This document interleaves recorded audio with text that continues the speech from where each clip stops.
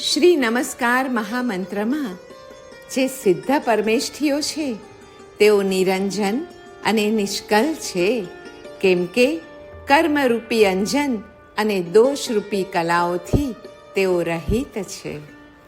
જેઓએ જ્ઞાન દ્વારા સંપૂર્ણ વિશ્વને વ્યાપ્ત કર્યું છે, તેઓ જ્ઞાનમાં જ સંપૂર્ણ જ્ઞેય રહેવાના કારણે વિશ્વરૂપતા ધારણ કરે છે. સિદ્ધ પરમેષ્ઠીઓએ મોહ, જ્ઞાન દર્શન આવરણ અને અંતરાયનો સમૂલ નાશ કર્યો છે. તેથી અનંત જ્ઞાન, અનંત દર્શન, અનંત સુખ, અનંત વીર્ય અને અનંત દાન વગેરે પ્રાપ્ત કર્યા છે. તેઓ 3 લોકના મસ્તક ઉપર આરૂઢ છે, સુખ સાગરમાં નિમગ્ન છે, દુઃખોથી રહિત છે. પુરુષાકાર હોવા છતાં ગુણોથી પુરુષ સમાન નથી, કેમ કે પુરુષ ઇન્દ્રિયોના વિષયોને ભિન્ન ભિન્ન દેશમાં જાણે છે. સિદ્ધો પ્રત્યેક પ્રદેશમાં બધા વિષયોને જાણે છે. સિદ્ધો દોષરહિત હોવા છતાં સેવકજનને કલ્પવૃક્ષ તુલ્ય છે. રોષરહિત હોવા છતાં સ્વપરાંગમુખ જીવોને કલ્પાંત કાલના કૃતાંત જેવા છે. અરિહંત નમસ્કાર શું કરે? જાતિ સામાન્યની અપેક્ષાએ 8 પ્રકારના કર્મ પાપ કહેવાય છે. પાતયતિ હિતમ પીબતી ઇતમ પાપમ. અરિહંતને કરેલો નમસ્કાર તે પાપોનો નાશ કરે છે. નવકાર એટલે દીપ્ત, બુદ્ધ, જાગ્રત, પાવન મંત્ર. દીપ્ત, બુદ્ધ, જાગ્રત, પાવન મંત્ર એટલે શું? અભ્યંતર પરિકર નાદ, બિંદુ, કલા સહિત હોય એવા મંત્રને દીપ્ત કહે છે. નાદ, બિંદુ, કલા એ મંત્રના ઉદ્દીપક છે. મૂલાધારથી ક્રમશઃ ઉર્ધ્વગમન કરનાર મંત્ર બીજને બુદ્ધ અને જાગ્રત કહેવાય છે. ધ્યાન વડે કર્મમલનો નાશ કરનાર હોવાથી તેને પાવન મંત્ર કહેવાય છે. નાભિકંદ આદિ ચક્રોમાં મંત્ર અને પ્રાણ શક્તિની એકતા સિદ્ધ થાય ત્યારે મંત્રનું વીર્ય પ્રકટ થાય છે. મેરુ સમાન નિશ્ચલ, પૃથ્વી સમાન સહનશીલ, સાગર સમ ગંભીર, સિંહ સમ નિર્ભય અને નિર્ભીક, બાહ્યાંતર પરિગ્રહથી રહિત, અનુગ્રહ, નિગ્રહ, સંગ્રહમાં તત્પર, 14 વિદ્યાના પારગામી, ધર્મ દેશનામાં અપ્રમત્ત, સ્વ પર શાસ્ત્ર વેત્તા, દેશ કુલ જાતિથી શુદ્ધ, શંખની જેમ નિરંજન, આકાશની જેમ નિર્લેપ, દ્વાદશાંગના પારગામી, આચાર્યના સમગ્ર ગુણથી યુક્ત, મોક્ષ માર્ગમાં સ્થિત, જ્ઞાનાદિરૂપ શુદ્ધ આત્માના સ્વરૂપનું સાધન કરનારા, 5 મહાવ્રતો, 3 ગુપ્તી, 18,000 શિલાંગને ધરનારા, સિંહ સમાન પરાક્રમી, ગજ સમાન ઉન્નત, વૃષભ સમાન ભદ્ર, મૃગ સમાન રુજુ, ભ્રમર સમાન માધુકરી કરનારા, પવન સમાન નિસંગ, સૂર્ય સમાન તેજસ્વી, ચંદ્ર સમાન સૌમ્ય, અંબર સમાન નિરાલંબ, સદાકાળ મોક્ષરૂપી પરમપદનું અન્વેષણ કરનારા તે સાધુ છે. નવકારમાં સર્વ અને લોક શબ્દ છે તે અંતરદીપક છે. આથી સંપૂર્ણ ક્ષેત્રમાં રહેનારા ત્રિકાળવર્તી પરમેષ્ઠીઓને નમસ્કાર છે. અનંત ભેદરૂપ રત્નત્રય એ જ દેવ છે. રત્નત્રય યુક્ત જીવ એ જ દેવ છે. 3 રત્નની અપેક્ષાએ 5 સમાન છે. ઉપકારની અપેક્ષાએ આદિમાં અરિહંતો આવે. પરમેષ્ઠીના પ્રભાવે જ અધિક ગુણવાળા સિદ્ધોમાં સૌથી વધારે શ્રદ્ધા ઉત્પન્ન થાય છે. નમો એ મહામંત્ર છે, કેમ કે એ ધર્મ રાજાનો મંત્ર છે. નમોનો તાત્પર્યાર્થ નાહમ ન મમ તથા સોહમ સ મમ છે. પૂતગલ પ્રત્યે વિરાગ અને આત્મા પ્રત્યે અનુરાગનું પ્રતીક નમો મંત્ર છે. અહમ અને મમ એ મોહ રાજાના મંત્ર છે. જેના ચિત્તમાં નમસ્કાર વસે છે તેનું ભવભ્રમણ પરિમિત બની જ જાય છે. નમોમાં વિવેક છે, વૈરાગ્ય છે. વિવેકથી તૃષ્ણાક્ષય અને વૈરાગ્યથી તપ, ત્યાગ, તિતિક્ષા, ઇન્દ્રિય નિગ્રહ આદિ સુલભ બને છે. નવકાર મંત્ર મહાન અર્થવાળો છે, એટલે થોડા અક્ષરોનો હોવા છતાં તેમાં 12 અંગના અર્થનો સમાવેશ છે. ભાવથી નમસ્કાર કરનારે બધાને તે જ ભવે મોક્ષ મળતો નથી, તો પણ ભાવના વિશેષ થઈ તે બોધિ બીજની પ્રાપ્તિ માટે થાય છે. અને જેને સમ્યક્ત્વ પ્રાપ્ત થાય તેને નજીકના સમયમાં અવિકલ્પપણે મોક્ષ પ્રાપ્તિ અવશ્ય થાય જ છે.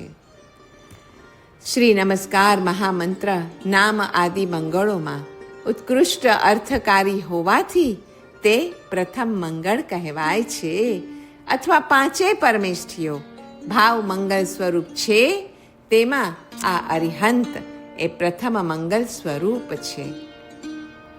ઉપાધ્યાયોને નમસ્કાર તે ચતુર્થ મંગળ છે. ઉપયોગપૂર્વક ધ્યાન કરનાર તે ઉપાધ્યાયજી, અથવા ઉપયોગપૂર્વક પાપોનું વર્જન કરી ધ્યાનારૂઢ થઈને કર્મોને દૂર કરે તે ઉપાધ્યાય ભગવંતો ચતુર્થ મંગળ છે. અક્ષરાર્થના અભાવે પદાર્થના અભાવનો પ્રસંગ આવે. પદ એ સમુદાય રૂપ હોવાથી અહીં અક્ષરાર્થ સમજવો. ઉપાધ્યાયને નમસ્કાર મહાન અર્થવાળો છે, અને દેહનું મરણ નજીકમાં હોય ત્યારે નિરંતર અને ઘણીવાર નવકાર ગણવામાં આવે છે. તે નમસ્કાર બધાએ પાપનો નાશ કરનારો છે. તેથી બધાય મંગળોમાં ઉપાધ્યાય નમસ્કાર એ ચોથું મંગળ છે. અને સાધુને નમસ્કાર તે છે પંચમ મંગળ. યોગનું પ્રધાન લક્ષણ સમત્વ કે સમભાવ છે. વિષયોથી દૂર રહેનારા, નિર્મળ ચારિત્ર પાળનારા, તથ્ય ગુણોને સાધનારા તથા આત્મકાર્યમાં સદા ઉદ્યમશીલ હોવાથી નવકારના પંચમ પદે સ્થિત સાધુઓ નમનીય છે. નિર્વાણને સાધનારા સમ્યક દર્શન આદિ યોગોને સાધે છે, તથા સમભાવી પણ હોવાથી તે ભાવ સાધુ કહેવાય છે. પરમાર્થ સાધવાની પ્રવૃત્તિમાં જગત અસહાય છે, ત્યારે સહાય વગરના એવા મને સંયમમાં સહાય કરે છે. માટે સાધુઓને નમવું પણ અત્યંત જરૂરી ફળદાયી છે. અને સર્વ મંગળોમાં સાધુઓને નમસ્કાર એ 5મું મંગળ છે. આ 5 નમસ્કાર રૂપ મંગળથી અર્થ અને કામની પ્રાપ્તિ પણ શુભ વિપાકવાળી બને છે. તેથી અભિરતિ યાને અનુકૂળ આનંદ મળે છે. શુભ પુણ્યનું કારણ હોવાથી પરલોકમાં પણ તે મળે છે.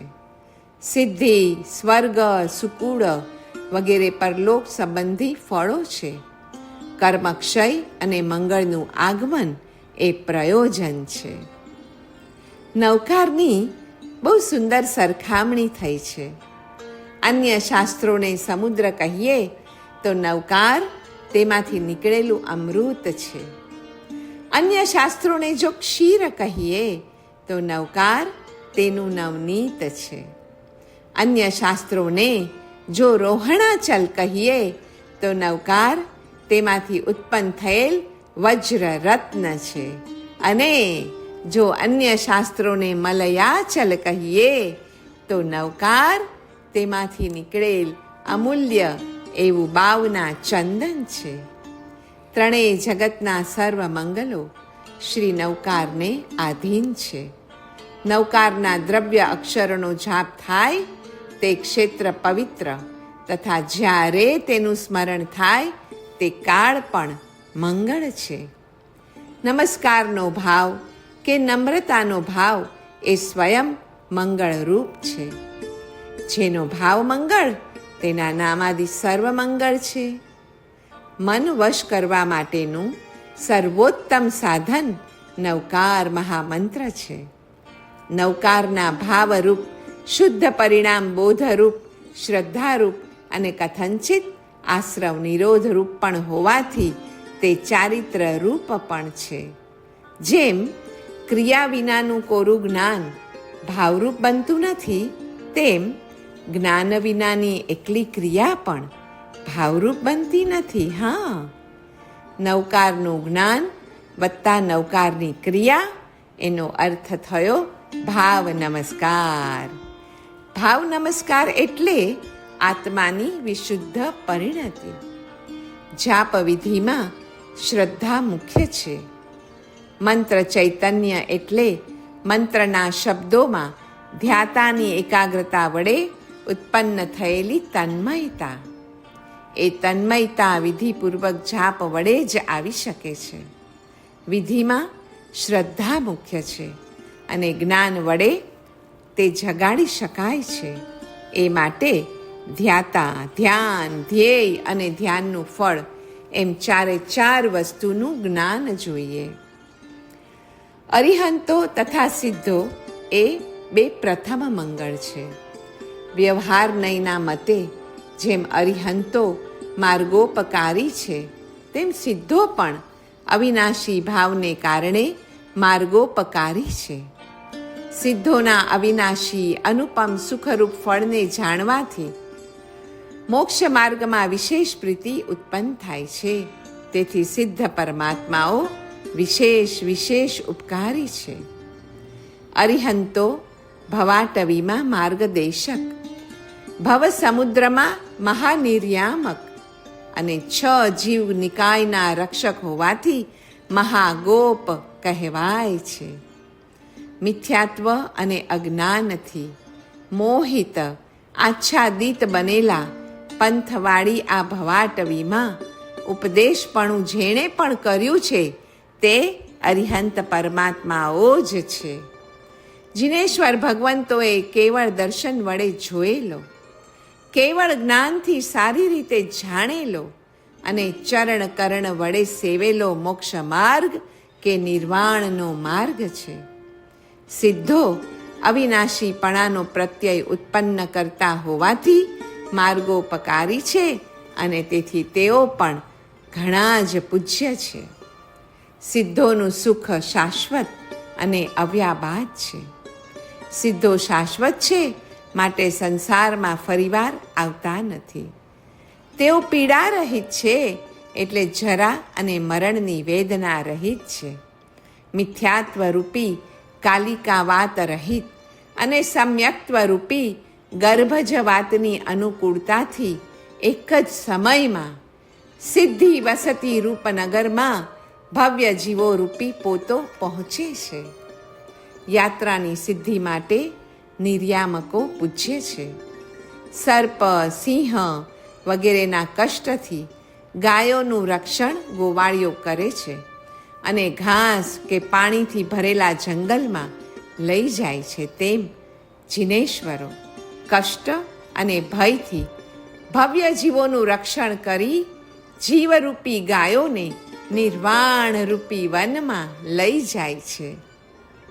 સ્વીકારેલ ધર્મ માર્ગમાં ટકી રહેવા અને કર્મ બંધનોને તોડી નાખવા માટે જે સ્થિતિ સંભાવપૂર્વક સહન કરવામાં આવે તેને પરિશહ કહે છે.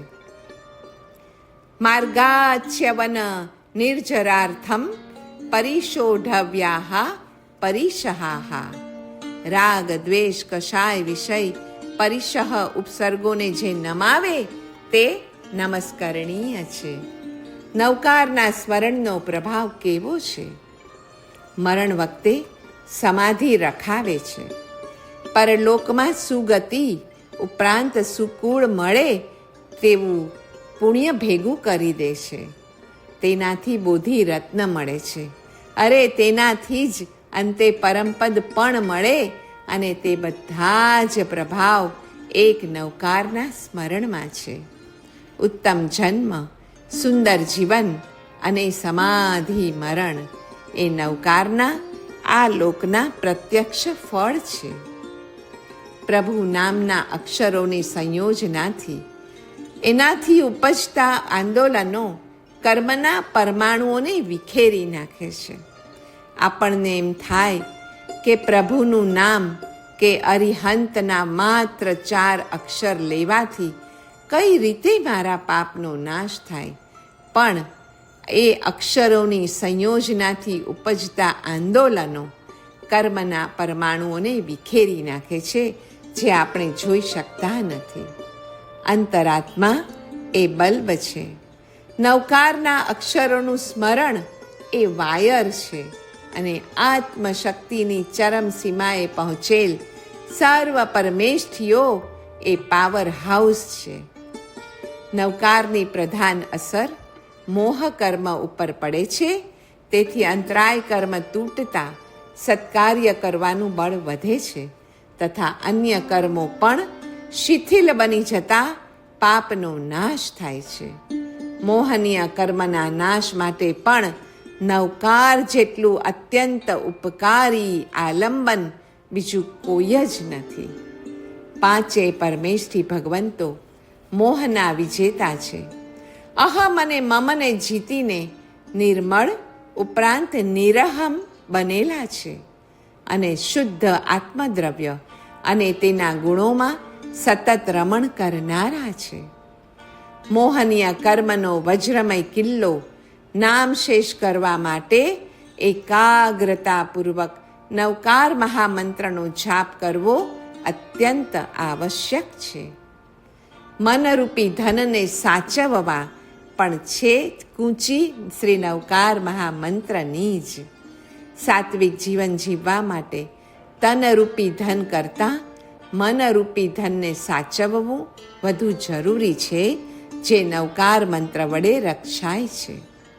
પવિત્ર પદોના સ્મરણો વડે જ મન પવિત્ર બની શકે છે.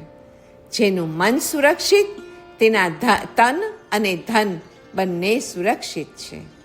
ચિત્તનું વિપરીત ગમન રોકવા માટે નવકાર એ પરમ સાધન છે. નવકાર બુદ્ધિ સુધારે છે, વિઘ્ન અને સંકટોને વિદારે છે. મોટા વિઘ્ન 2 છે, મન અને મરણ. તે બંનેને સુધારનાર પ્રબળ સાધન નવકાર છે. નમસ્કાર વિષયક સતત ઉપયોગ એ કર્મક્ષયનું અસાધારણ કારણ છે, અને મનનું રક્ષણ મંત્રથી જ થાય છે એ હકીકત છે. બુદ્ધિયોગને આત્મહિત પરિજ્ઞા કહે છે. આત્માનું હિત કરે તેવું વિશિષ્ટ જ્ઞાન નવકારના જ ઉપયોગપૂર્વકના સ્મરણ અને ચિંતન વડે પ્રાપ્ત થાય છે. શ્રુતોપયોગ એ ભાવ સંવર છે. અરે તે વિપુલ નિર્જરાનો હેતુ પણ છે. મતિને શુદ્ધ અને સૂક્ષ્મ બનાવનાર તથા સર્વ પુરુષાર્થનું મૂળ બુદ્ધિયોગને આપનાર શ્રી નમસ્કાર મહામંત્ર છે. ઉચ્ચ કોટીનું શ્રુત જ્ઞાન કયું? શ્રી નવકાર મંત્ર. પંચ પરમેષ્ઠી રૂપ સર્વોત્કૃષ્ટ મહાપુરુષોનો તેમાં નિર્દેશ છે. તેઓએ આત્મહિત પરિજ્ઞાને ઉપજાવનાર શ્રુત જ્ઞાનને લબ્ધિ અને ઉપયોગ રૂપે જીવનમાં એકમેક કરેલું છે. શ્રુત સ્વાધ્યાયના અનેક ફળો છે. તેમાં મુખ્ય છે આત્મહિત પરિજ્ઞા, ભાવ સંવર, સંવેગ, નિષ્પ્રકંપતા, તપ, પરને ધર્મોપદેશ અને કર્મની નિર્જરા. તો શ્રુતનો સ્વાધ્યાય હવે રોજે રોજ અવશ્ય કરવો જ રહ્યો, અને એમાં પ્રધાન સાધન છે શ્રી નમસ્કાર મહામંત્ર.